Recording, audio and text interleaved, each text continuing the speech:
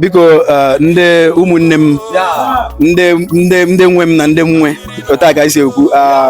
akwa mụawụ Chukwuemeka the Unify Igbo's now proponent. Ana m achọ ikele unu otu unu si nabata m na ọgbọ unu. Achọrọ m ka m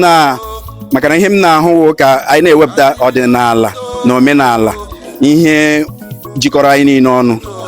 ndị ofe ebe a na ndị ofe ebe nke ọzọ, anyị niile na-akpakọ na-emekọ ka ụmụnne, maka na ofu asụsụ ofu asị umeji egbu obi. Achọrọ m ịkwado ihe a na-eme taa with the sum of 10,000 naira ka youth jirikwa ya na-akwado.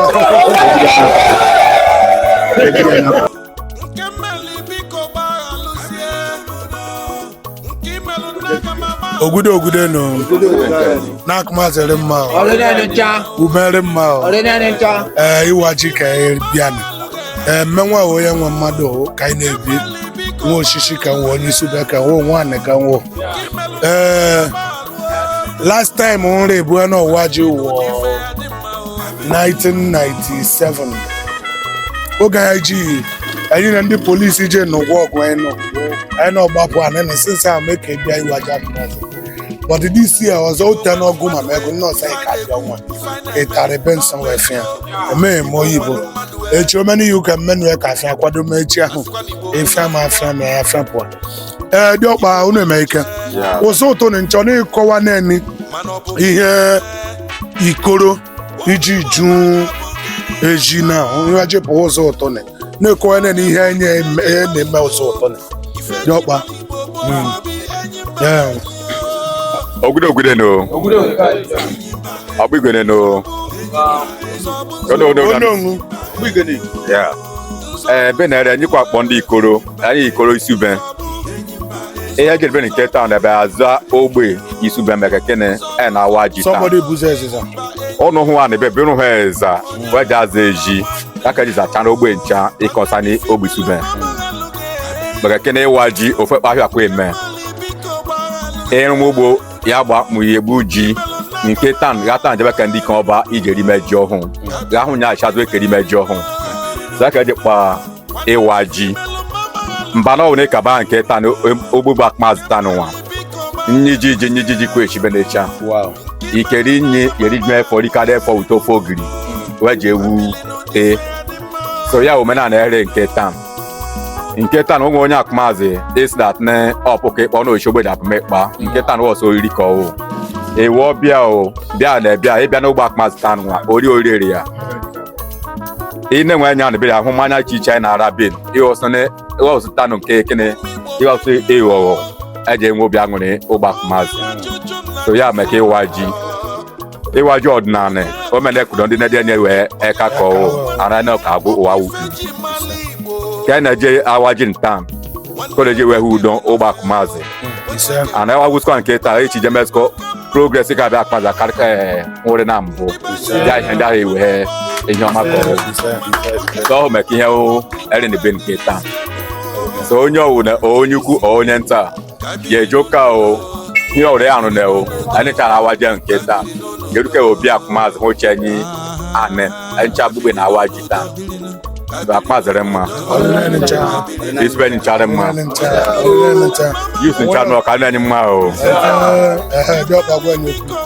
Oluemeka o.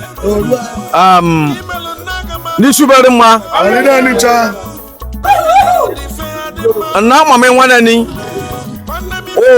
O nwa mado. Nwa Philipu. Onye ji tede mana boga ho neje apu ipa o. Bomo. O gari ko gbana ma o were isi anai ya de me no huma nketan nkata na waji aza na wo ogbe onye na nani mgbogwa akwa afefe ekuda ama mezuko so no bu a onwa nwene ne wachi afa waje mane kama o ikagba waje mane isu beben afo ibo afa waje se mane za ochima won wusu eku nwi tabo mma na akpa na sisi ochire na ni ban no ikoron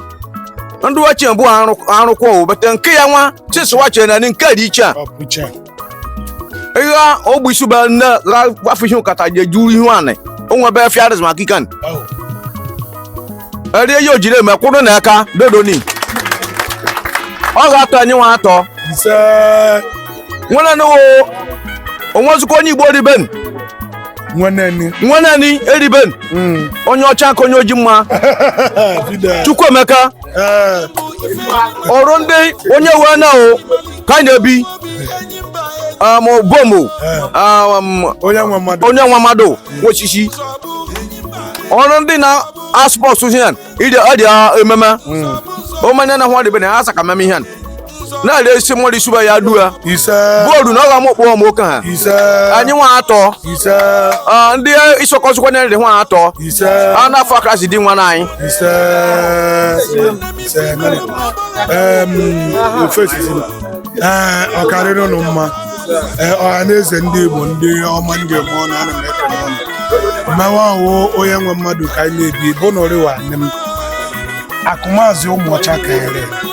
ebe ha akụmazị ụmụ ọcha ụbere wa na ihe akpa isi ube ihe nriwawo ọgwa isi ube hụ akpọ ihe nkata baa benekwe na-agba mgbe egbu mkpịsị neke echi nwoji ife echi karịa anụ karịa adabene katakata kpaikpai wakai echi kwadomeni anya arịa na nso dị na-ele eme wee na-awa ji echọna ịghọsị mbụ wa our rich culture our tradition and our heritage ihe na ihe ndị omena nwe ha ndị nedi enuwa yefe niwe ya ka ana enyi nwa ka eme werikwe ya ụmụ eni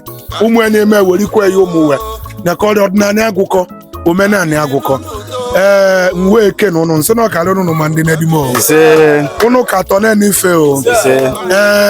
ka wa ji anya ji na wata na ya ji ikpeazụ ya ka wa ji wa abụọ na ọbụ Igbo anya wa obomobe ọkarị na mma daalụ ne biko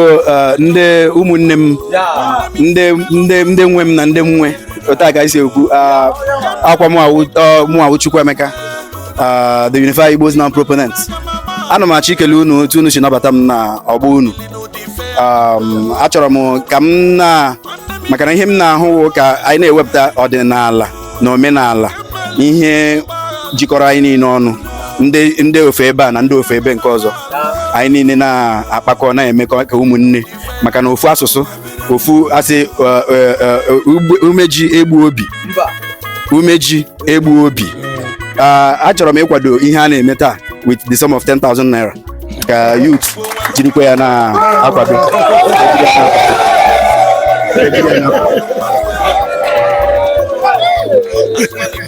ise ọ ga-adịrị anyị niile na mma